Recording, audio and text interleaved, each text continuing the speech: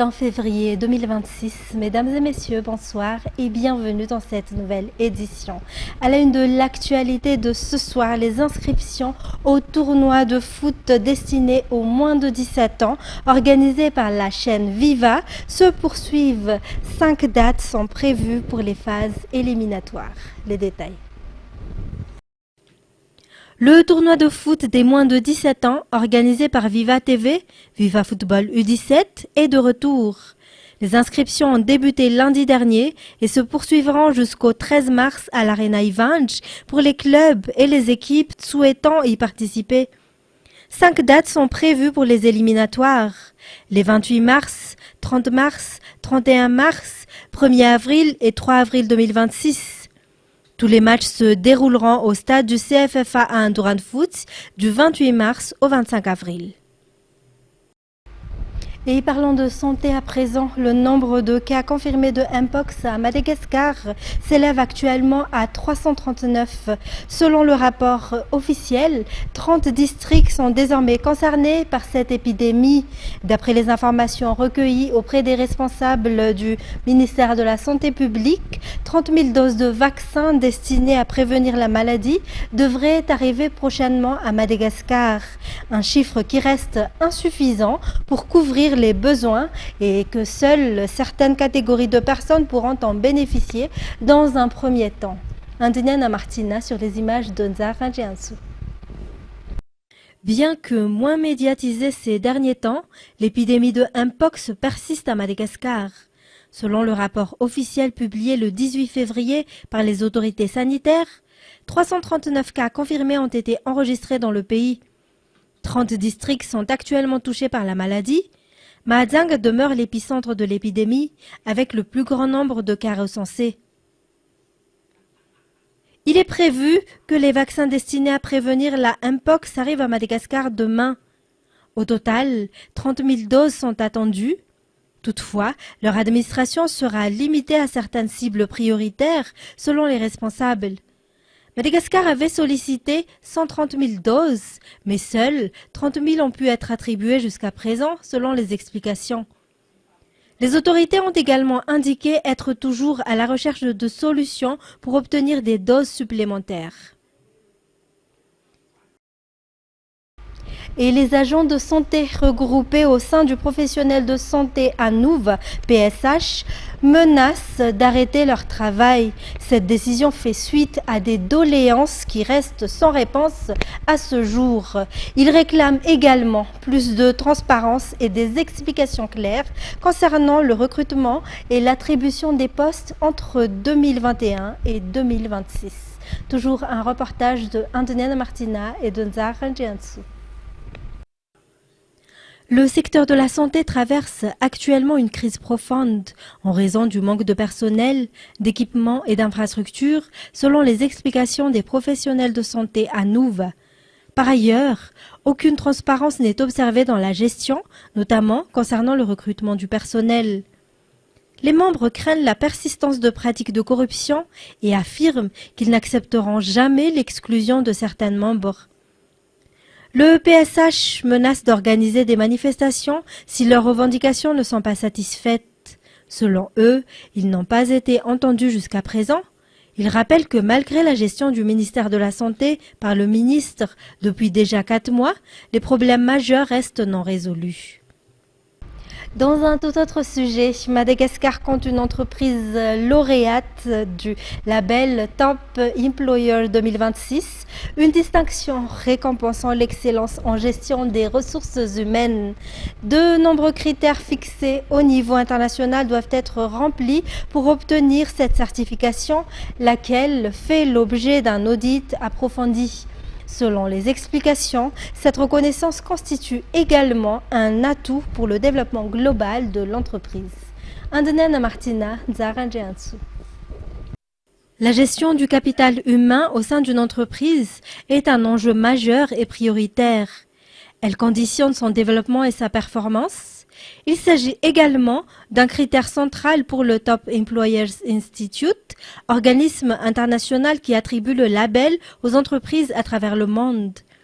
Les principaux critères portent notamment sur l'amélioration des conditions de travail, la qualité de l'environnement professionnel, le respect de la diversité, la valorisation des talents individuels, ainsi que la politique de rémunération.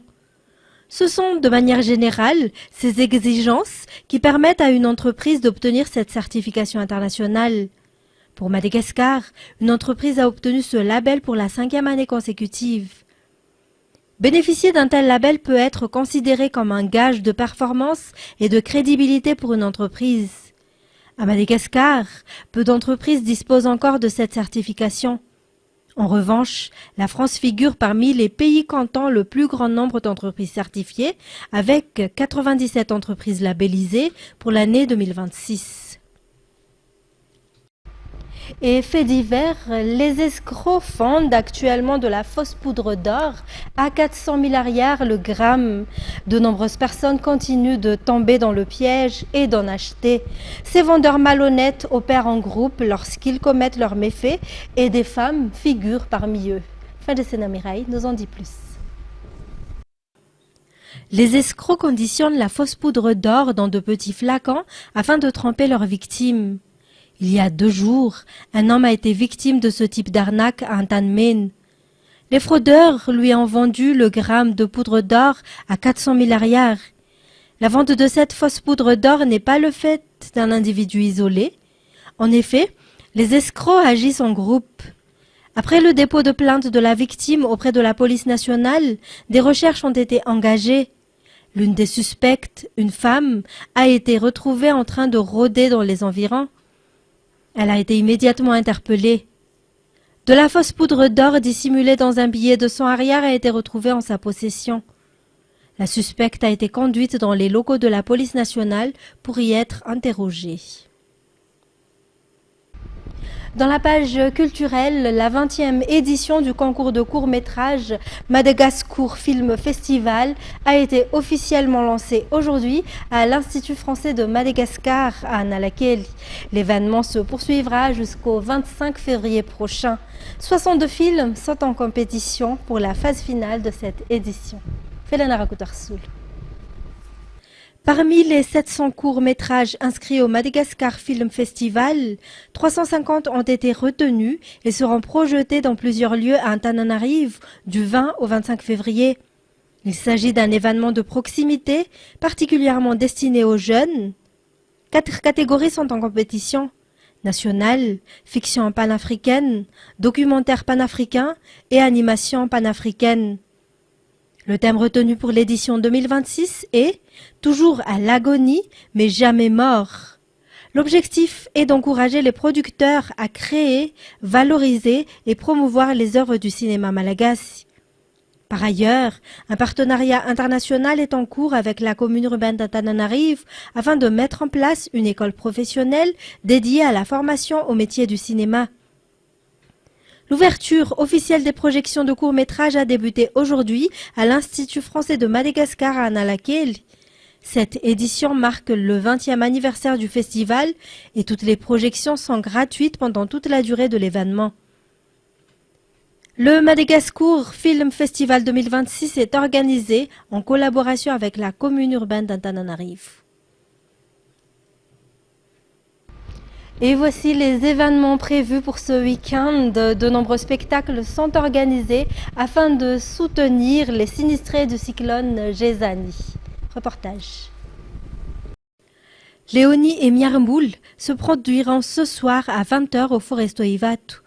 Demain, au glacier Analakeli, se tiendra la nuit de la solidarité avec Dundula et Lucia, Tanzna Air, Skiski, Stéphanie, Dadelov, Fanjam et Siska à partir de 20h. À proximité, au café de la gare Souaran, aura également lieu l'événement Tulé, Ariane, Koniji, Istelu, Nasulteer et Mamn, également à 20h.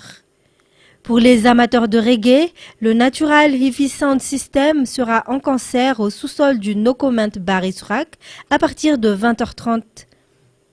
Dimanche, Signature Event vous propose le spectacle de Marian au CCSK Antanmen à partir de 15h. Enchaînant avec les actualités internationales, le président américain Donald Trump a indiqué se donner 10 à 15 jours pour décider si un accord avec l'Iran est possible ou s'il recourt au contraire à la force contre Téhéran. Il a répété lors d'un discours à Washington que sans un accord pertinent, de mauvaises choses arriveront. France 24. Des avions ravitailleurs américains sur le tarmac de cet aéroport de Sofia en Bulgarie. Une indication supplémentaire que les troupes des États-Unis sont mobilisées et prêtes à intervenir si leur commandant en chef en donne l'ordre. Plusieurs médias américains annoncent de possibles frappes sur l'Iran durant le week-end qui vient. Depuis Washington, Donald Trump continue de souffler le chaud et le froid. Alors maintenant, nous allons peut-être devoir aller plus loin ou peut-être pas. Nous allons peut-être conclure un accord avec eux. Vous le saurez probablement dans les 10 prochains jours. Il faut un accord significatif, sinon de mauvaises choses vont se produire.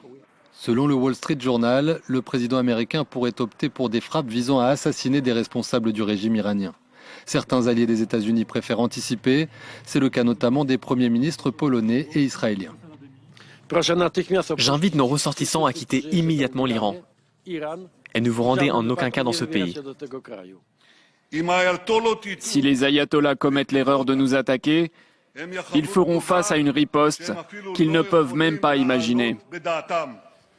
Autant de signes que les discussions indirectes amorcées entre Iraniens et Américains ces derniers jours, à Oman puis Genève, n'ont pour l'instant pas apaisé les tensions.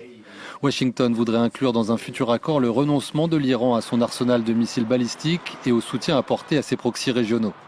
De son côté, Téhéran ne désire négocier qu'autour de son programme nucléaire et continue de faire valoir son droit à le développer de manière non militaire.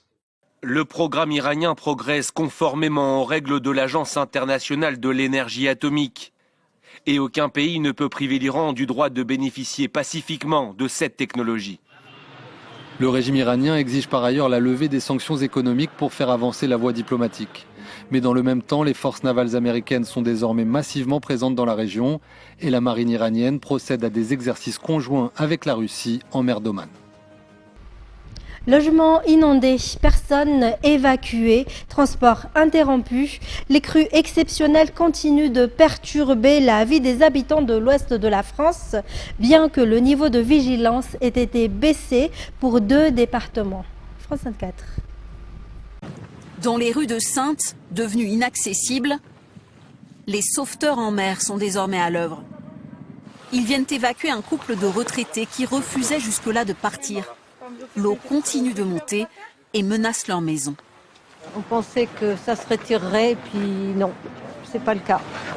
Vous avez plus d'électricité ? Plus d'électricité. Donc le chauffage, il n'y en a pas. Vous avez bien fermé la maison ? Oui. C'est bon ? Le couple va retrouver un peu de confort chez des membres de la famille. Dans ce quartier désormais complètement isolé, la vie était devenue trop compliquée. On ne peut plus sortir.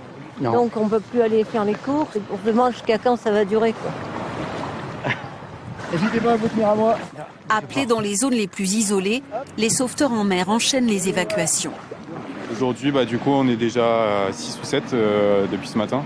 Donc voilà, on essaie de porter notre aide à notre niveau. Désormais, 1300 maisons sont inondées à Saintes. Près de 1000 autres connaissent des coupures d'eau ou d'électricité. Dans cette rue, le 6e jour de crue est celui de trop pour cette habitante et son chat. Elle se résout à quitter les lieux pour trouver refuge ailleurs, fatiguée et inquiète. Ouais. C'est difficile. Mais bon. Quand il y avait l'électricité, ça allait parce que moi je suis inondée qu'en bas. Donc mais c'est vrai que sans l'électricité, on voit qu'on est perdu. Ce voisin évacue lui aussi. Le pas est prudent sur les bastings, ces passerelles de fortune. Et le cœur est lourd. On est obligé de quitter son appartement pour des conditions pareilles. C'est assez démoralisant quand même. Le niveau de la Charente dépasse maintenant 6,50 mètres. Cela oblige les agents de la ville à retirer certains bastings. L'eau les recouvre presque. Il est impossible de les surélever davantage. Ils pourraient se renverser. Niveau d'eau, bon. Donc en fait après il flotte. Et comment on peut aller au-dessus pour rendre parpaing ? En fait ça ne fait rien. Le pic de la crue n'est pas attendu avant samedi, voire dimanche. et la décrue sera lente. Les autorités espèrent un retour au calme en fin de semaine prochaine. Et enfin, le Kenya va commencer à administrer en mars les premières doses d'un nouveau traitement prometteur de prévention du VIH dans les 15 régions prioritaires, a annoncé le ministère de la Santé locale. France 24. Le Lenacapavir a été approuvé il y a seulement quelques mois par l'Organisation mondiale de la santé et immédiatement les autorités kenyanes s'étaient montrées intéressées. Il faut dire qu'il est efficace à près de 100% pour la prévention du sida et est injecté seulement 2 fois par an par patient, alors que jusqu'à présent les médicaments prophylactiques, c'est-à-dire les médicaments qui empêchent d'être contaminés, devaient être pris quotidiennement. Alors c'est un nouvel outil dans l'arsenal de lutte contre le sida, un outil particulièrement important pour essayer d'endiguer la maladie, notamment ici au Kenya. Près de 4% de la population est infectée par le virus et dans certains comtés, ce chiffre monte même à 20% de la population. Chaque année, 20 000 nouvelles personnes sont contaminées au Kenya, dont une majorité de jeunes. Alors, ce médicament est un nouvel espoir dans la lutte contre le sida, mais il a un défaut majeur, son prix. Aux États-Unis, le traitement annuel coûte 23 000 € par personne. Au Kenya, ce ne sera pas le cas. L'entreprise qui produit le médicament a accepté de le fournir sans faire de bénéfice à près de 2 millions de personnes, à des pays notamment en Afrique. Un chiffre qui n'est cependant pas suffisant puisque à l'heure actuelle, 41 millions de personnes dans le monde sont touchées par le sida. Et nous voici à terme de cette édition. Mesdames et messieurs, merci à vous de l'avoir suivi. Au revoir et passez une excellente soirée sur Viva.